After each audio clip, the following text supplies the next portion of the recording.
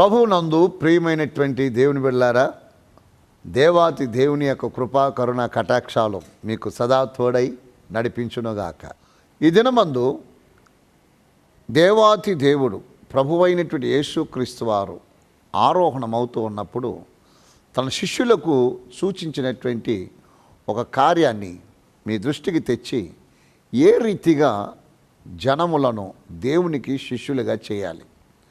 ఈరోజు శిష్యులని పిలువబడుతున్న వారందరూ నిజంగా శిష్యులేనా? ఎవరు దేవునికి నిజమైన శిష్యులు? ఎలా గుర్తించగలం? మనం ఎలా శిష్యులుగా తయారు కాగలం? ఆ భాగాన్ని ఒకసారి నేర్చుకున్నట్టు గాను పరిశుద్ధ గ్రంథంలో నుండి మత్తయి శుభవార్త 28వ అధ్యాయం 19వ వాక్యాన్ని ఒకసారి చదువుకుందాం. కాబట్టి మీరు వెళ్ళి సమస్త జనులను శిష్యులనుగా చేయుడి, తండ్రి యొక్కయు కుమారుని యొక్కయు పరిశుద్ధాత్మ యొక్కయు నామములోనికి వారికి బాప్తిస్మం ఇచ్చుచు. చదవబడినటువంటి లేఖన భాగమును మీరు గమనించినట్లయితే యేసుక్రీస్తు వారు శిష్యులతో చెబుతున్నాడు, మీరు వెళ్ళి సమస్త జనములను నాకు శిష్యులుగా చేయుడి. ప్రీతమ దేవుని బిడ్డలారా, సమస్త జనములను నాకు శిష్యులుగా చేయుడి. జనములను దేవునికి శిష్యులుగా చేయడానికి ముందుగా, ఒకరిని శిష్యునిగా చేయడానికి ముందుగా నేను ఆయనకు శిష్యుడిగా ఉన్నానా అని పరీక్షించుకోవలసిన ఆవశ్యకత నాపైన ఎంతైనా ఉన్నది. దేవునికి ప్రభువునకు శిష్యులుగా మారటం ఎట్లా? ఒకరు దేవునికి ప్రభువుకు శిష్యులుగా రాణించాలంటే ఏం చేయాలి? ప్రభువుల వారికి శిష్యులుగా మారడానికి వేద గ్రంథంలో వ్రాయబడినటువంటి మాటలు, వాక్యములు కొన్నిటిని పరిశీలిద్దాం. ఆయన చెప్పినటువంటి మాటల ప్రకారం మనం చేయగలిగినట్లయితే ఆయనకు మనం శిష్యులుగా ఉండగలం. యోహాను శుభవార్త 8వ అధ్యాయం 31వ వాక్యాన్ని మీరు చదువుతూ ఉన్నప్పుడు ఆ స్థలములో ప్రభువైనటువంటి యేసుక్రీస్తు వారు తన యందు నమ్మిక ఉంచినటువంటి యూదులతో మాట్లాడుతూ, మీరు నా వాక్యమందు నిలిచిన వారైతే నిజముగా మీరు నాకు శిష్యులయుండి సత్యమును గ్రహించెదరు అని అంటాడు. అప్పుడు ఒక మనుష్యుడు యేసుక్రీస్తు వారికి శిష్యుడు కావాలి అంటే మొదటిగా ఆ శిష్యరికము సంపాదించడానికి, శిష్యుడు అని నిరూపించుకొనుటకు ప్రభువుల వారు కోరినటువంటి ఆ మొదటి అర్హత ఏంటో తెలుసా? తనను నమ్మినటువంటి యూదులతో, తన యందు విశ్వాసం ఉంచిన వారితో చెబుతున్నాడు, మీరు నాకు శిష్యులు కావాలి అంటే, మీరు నిజముగా నాకు శిష్యులుగా ఉండాలి అంటే నా వాక్యమందు నిలిచి ఉండాలి. ప్రియమైనటువంటి దేవుని బిడ్డలారా, ఆ మహాప్రభువుకి శిష్యులుగా మనం రాణించుటకు వాక్యములో నిలవబడి ఉన్నామా అని పరీక్ష చేసుకోవాలి. వాక్యములో నిలవకుండా వాక్యానికి వ్యతిరేకముగా వాక్యమునకు బయట మనం ఉండగలిగినట్లయితే ఆయనకు శిష్యులుగా రాణించలేము. ఎంత ఆశ్చర్యకరమో!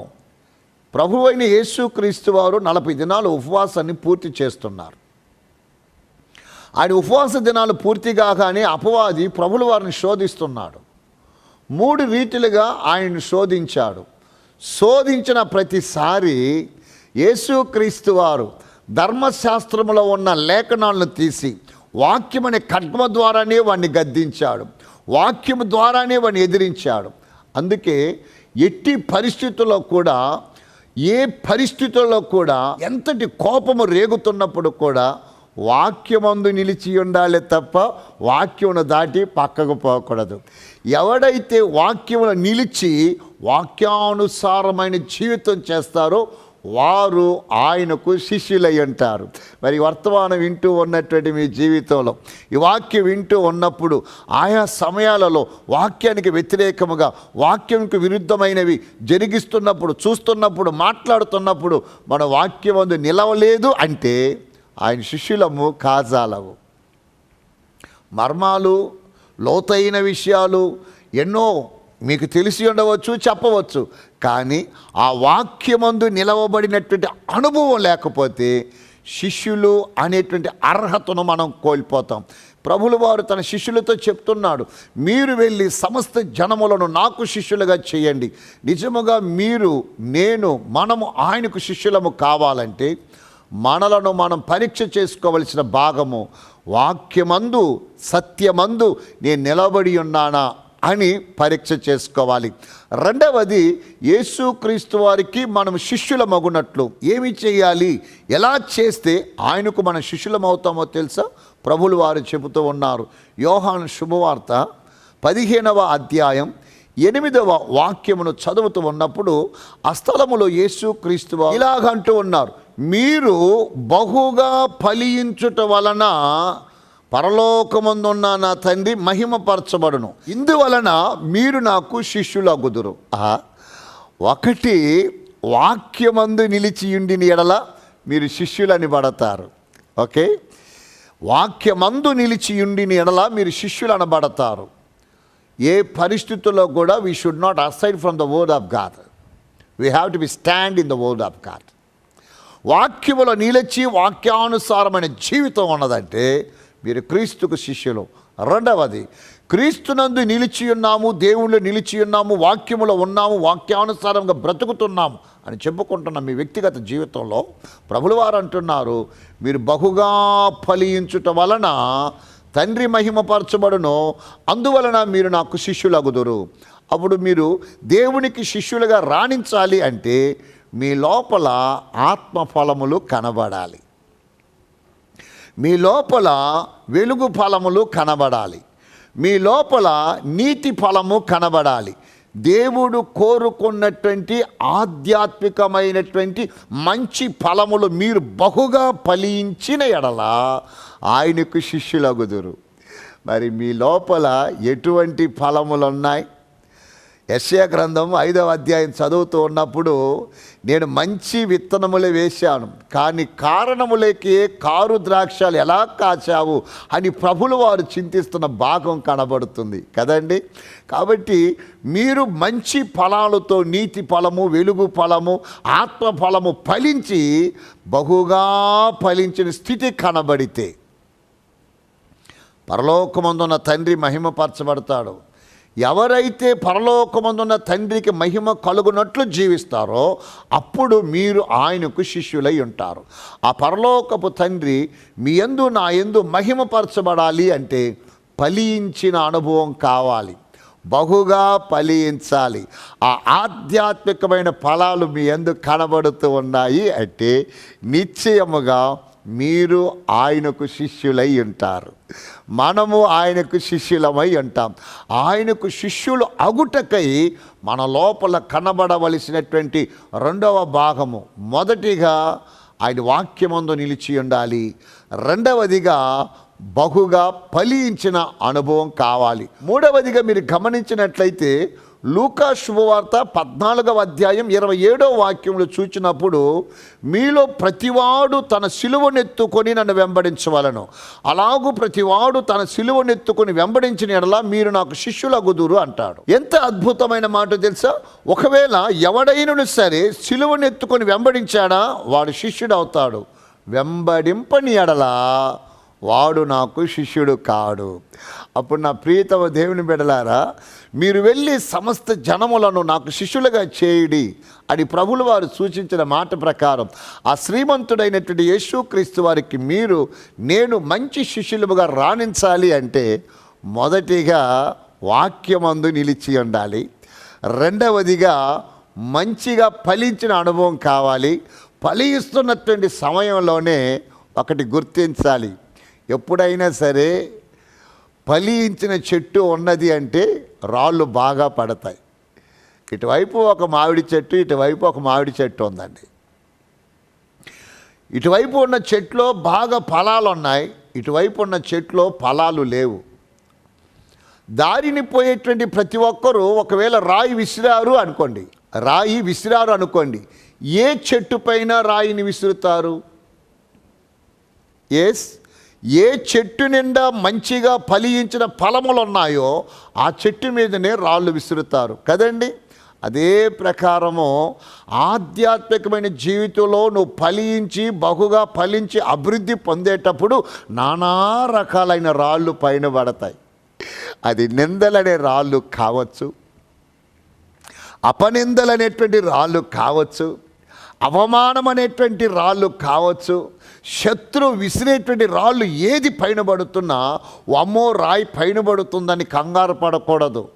ఎన్ని రాళ్ళు పైన పడ్డా ఒక్కటే నువ్వు గ్రహించాలి, నేను బహుగా ఫలించిన చెట్టును గనుక నా ఫలములను బట్టి నా మీద రాళ్ళు విసరబడుతున్నాయని గుర్తించాలి. ఎందుకంటే బాగా ఫలించిన తర్వాత రాళ్ళు వంటి శ్రమలు కలిగేటప్పుడు బైబిల్ చెప్తుంది, మీలో ప్రతివాడు నాకెవడైనా శిష్యుడిగా ఉండాలంటే తన సిలువను తాను ఎత్తుకొని వెంబడించాలి. అలాగూ తన సిలువను ఎత్తుకొని వెంబడించని వాడు నాకు శిష్యుడు కానేరడు. సో నీవు ఆయనకు శిష్యుడు కావాలంటే నీ సిలువను నువ్వు ఎత్తుకోవాలి. సిలువ అంటే సులువైనది కాదండి. సిలువ అంటే శ్రమతో కూడినది, సిలువ అంటే భారముతో కూడినది. మీలో ప్రతివాడు శ్రమను ఎదుర్కొన్నప్పుడు, భారం ఎదుర్కొన్నప్పుడు మీ సిలువను మీరు ఎత్తుకొని ఎప్పుడైతే నడుస్తారో అప్పుడు ఆయనకు మీరు శిష్యులు అవుతారు. వాక్యమందు నిలిచి ఉన్న మీరు శిష్యులు అనబడతారు. బహుగా ఫలించేటప్పుడు మీరు శిష్యులు అనబడతారు. ఇలాగూ ఫలించేటప్పుడు రాళ్ళు, అనేకమైన రాళ్ళు పైన పడతాయి. వాటిని తాలుకొని మీ సిలువను మీరు మోసుకొని ప్రయాణం చేశారంటే ఆయనకు శిష్యులు అనబడతారు. ఒకవేళ మీ సిలువను మీరు ఎత్తుకొని ఆయనను వెంబడించలేదు అంటే మీరు శిష్యులు అనబడచాలరు. ఏ పరిస్థితులైనా we have to follow him. ఎలాంటి గడ్డు పరిస్థితులైనా ఆయనను వెంబడించాలి తప్ప వేరు మార్గంలో ప్రయాణము చేయకూడదు. కాబట్టి నా మట్టుకైతే బ్రతుకుట క్రీస్తు, సావైతే లాభమని ఎన్ని పోరాటాలు వచ్చినా తన సిలువను తాను ఎత్తుకొని పయనించిన కారణము చేత ముగింపులో పౌలు గారు చెప్తున్నారు, క్రీస్తుని పోలి నేను నడుచుకున్న ప్రకారం మీరు నన్ను పోలి నడుచుకుని. What a dare! Follow me as I follow the Christ. నేను క్రీస్తుని వెంబడించినట్టే మీరు నన్ను వెంబడించండి. కారణం ఏంటో తెలుసా? ఆ సిలువ శ్రమలు, ఆ సిలువ లాంటి శ్రమలు, బాధలు, ఇబ్బందులు ఎదురైనప్పుడు ఎత్తుకొని మోసుకొని ఆయననే వెంబడించారు. మీరు వెంబడిస్తున్నారా?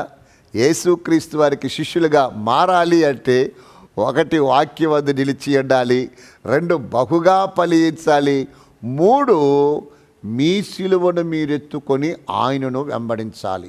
4వ కార్యాన్ని మీరు చూచినట్లయితే యోహాను శుభవార్త 13వ అధ్యాయం 35వ వాక్యంలో ప్రభులు వారు ఇలాగంటున్నారు. ఒక్కసారి ఆ భాగాన్ని చదువుకుందాం. మీరు ఒకని ఎడల ఒకడు ప్రేమ గలవారైన ఎడల దీన్ని బట్టి మీరు నా శిష్యులని అందరూ తెలిసికొందురనెను. ప్రభునందు ప్రియమైనటువంటి దేవుని బిడ్డలారా, అద్భుతమైన మాటను ప్రభులు వారు తెలియచేస్తున్నారు.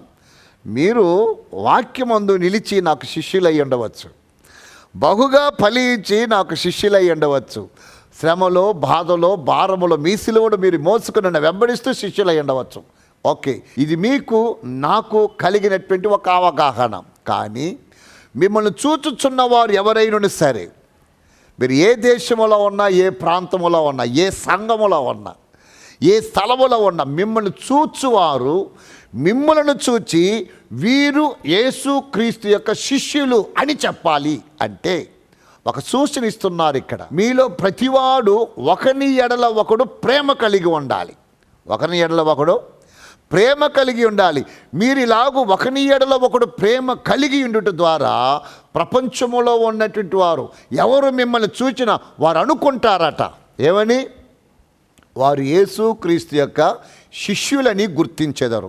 అప్పుడు ఈ లోకము నన్ను నిన్ను చూస్తూ ఉన్నప్పుడు చూచిన వెంటనే ఈ మనుష్యుడు యేసుక్రీస్తు యొక్క శిష్యుడు, ఈ సహోదరి యేసుక్రీస్తు యొక్క శిష్యురాలు అని పిలవాలి, చెప్పాలి, గుర్తించాలి. అంటే ప్రభులు వారు సూచించిన 4వ కార్యం ఏంటో తెలుసా? అద్భుతమైన కార్యం. మీలో ప్రతివాడు ఒకరినొకడు ప్రేమించుకొనవలెను. నా ప్రియమైన దేవుని బిడ్డలారా, నిజంగానే చాలాసార్లు ఎంతో బాధకరంగా ఉంటుందండి. వర్తమానం చెప్పేటప్పుడు, వాక్యం చెప్పేటప్పుడు సహోదరుల ఐక్యత కలిగి నివసించుట ఎంత మేలు, ఎంత మనోహరము, ఆహా అద్భుతమైన సహోదరుల ఐక్యతను గురించి చెబుతూ ఉంటారు. కానీ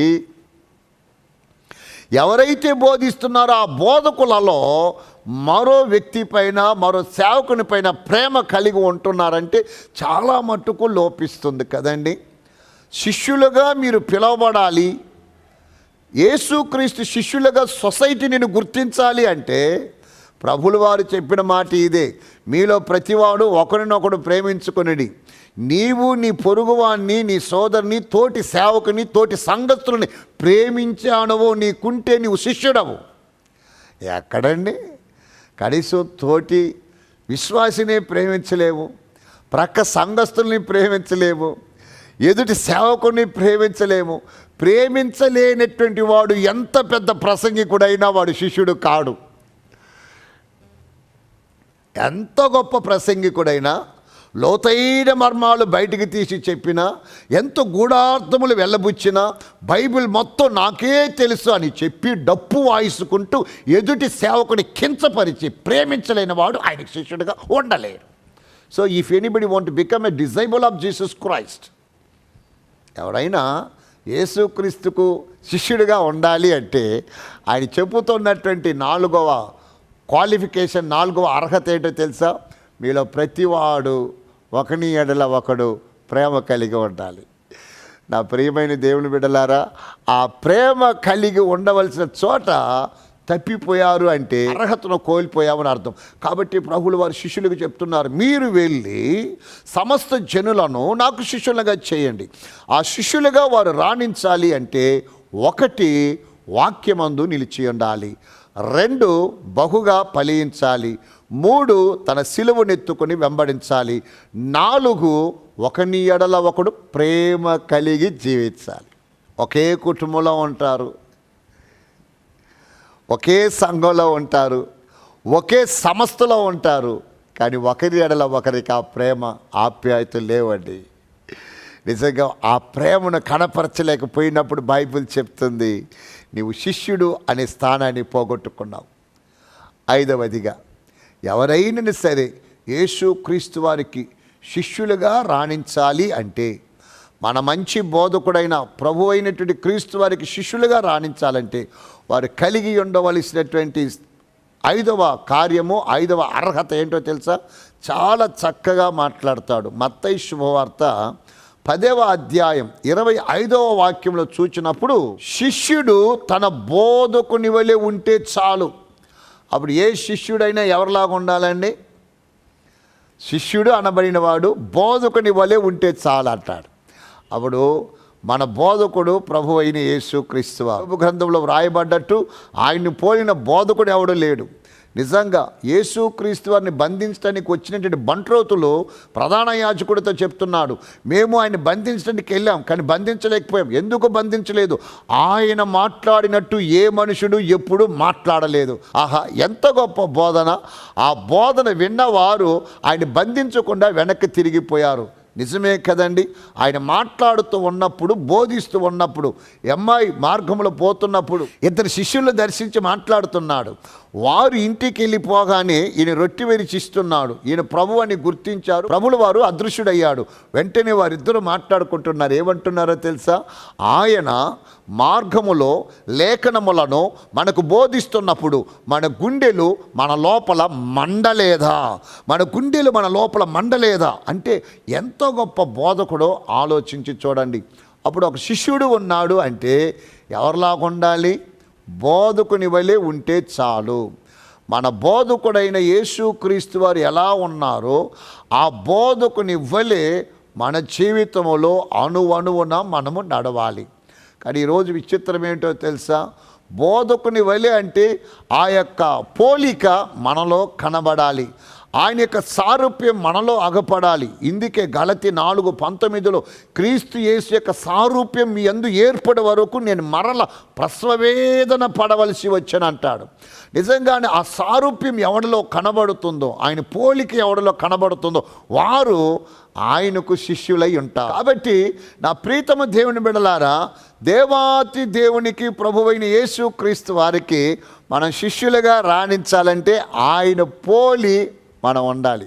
కానీ ఈరోజు ఆయన పోలిక కనబడట్లేదు, ఆయన సారూప్యము అగపడట్లేదు, ఆయన కనబడట్లేదు.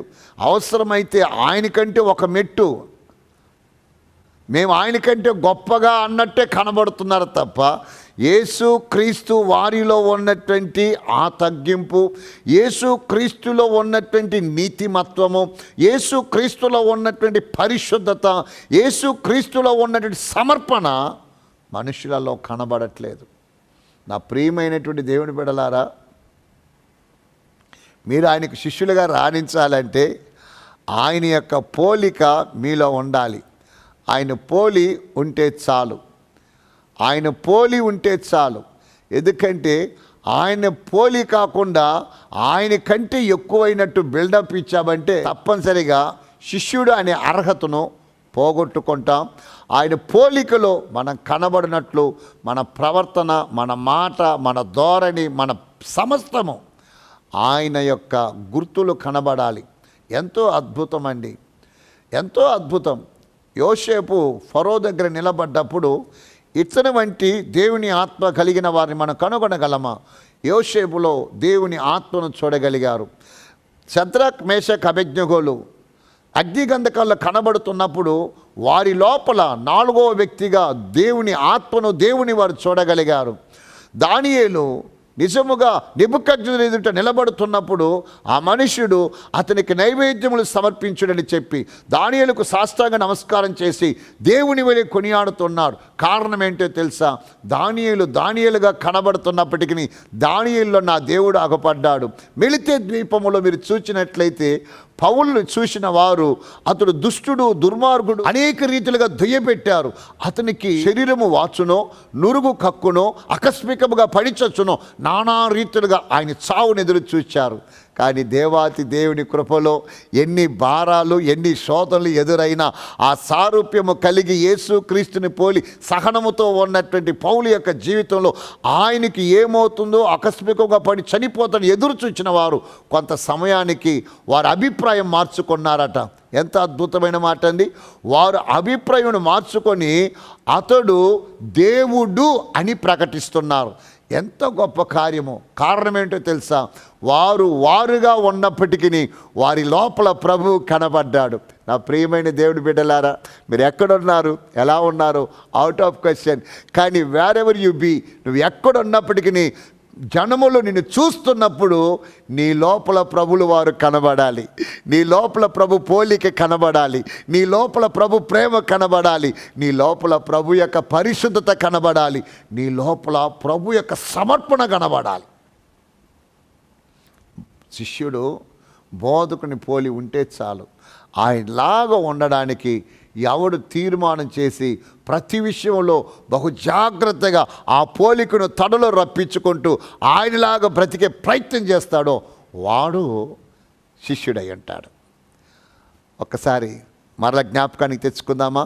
ఎవరైనా యేసు క్రీస్తు వారికి శిష్యులుగా ఉండాలి అంటే, ఒకటి, యోహాను శుభవార్త 8వ అధ్యాయం 31వ వాక్యం ప్రకారం వాక్యమందు నిలిచిన వాడై ఉండాలి. రెండవది, యోహాను శుభవార్త 15వ అధ్యాయం 8వ వాక్య ప్రకారం బహుగా ఫలించిన వారై ఉండాలి. మూడవది, లూకా శుభవార్త 14:27 ప్రకారం తన సిలువను తాను మోసుకుంటూ ప్రభుని వెంబడించాలి. నాలుగవది, ఎవడైనా యేసుక్రీస్తు వరకు శిష్యుడిగా ఉండాలంటే యోహాను శుభవార్త 13:35 ప్రకారం ఒకరినొకడు ప్రేమించుకుని వారై ఉండాలి. ఐదవది, ఎవరైనా శిష్యుడిగా రాణించాలంటే మత్తయి సువార్త 10వ అధ్యాయం 25వ వాక్య ప్రకారం ఆయన పోలిక కలిగిన వారై ఉండాలి. ఈ 5 కార్యాలు ఎవరిలో స్పష్టంగా ఉంటాయో వారే ఆయనకు నిజమైన శిష్యులు. ఈ వర్తమానం వింటూ ఉన్నటువంటి నా ప్రియమైన ప్రేక్షకులారా, ఆయనకు శిష్యులు అగుటకై మీలో ఈ కార్యములు స్పష్టంగా ఉన్నాయా? ఎవరిలో లేవు, వారిలో లేవు, వీరిలో లేవు, ఒకరిని ఎంచకండి. ఎందుకంటే నేను శిష్యుడను కావాలంటే నాలో ఈ అర్హతలు ఉన్నాయా అని నేను పరీక్ష చేసుకోవాలి.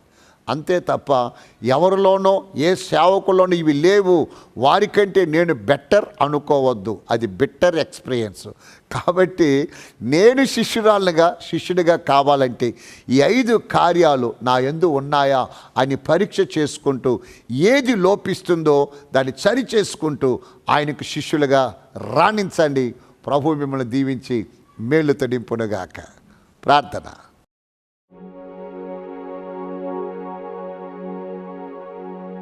పరిశుద్ధుడవగు తండ్రి, మహోన్నతుడవగు దేవా, మీకే స్తుతి స్తోత్రాలు.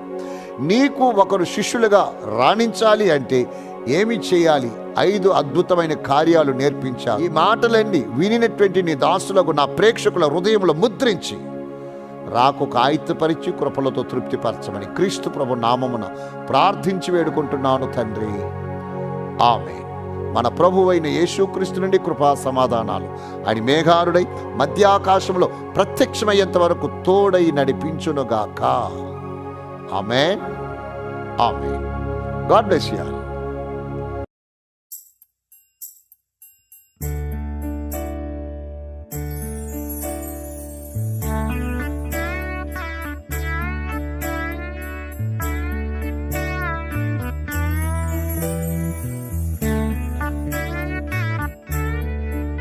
ప్రభునందు ప్రియమైనటువంటి సిబిఎఫ్ పాడ్కాస్ట్ ప్రియులకు ప్రభు అయిన యేసుక్రీస్తు నామములో నా హృదయపూర్వకమైన వందనాలు తెలియజేస్తున్నాను.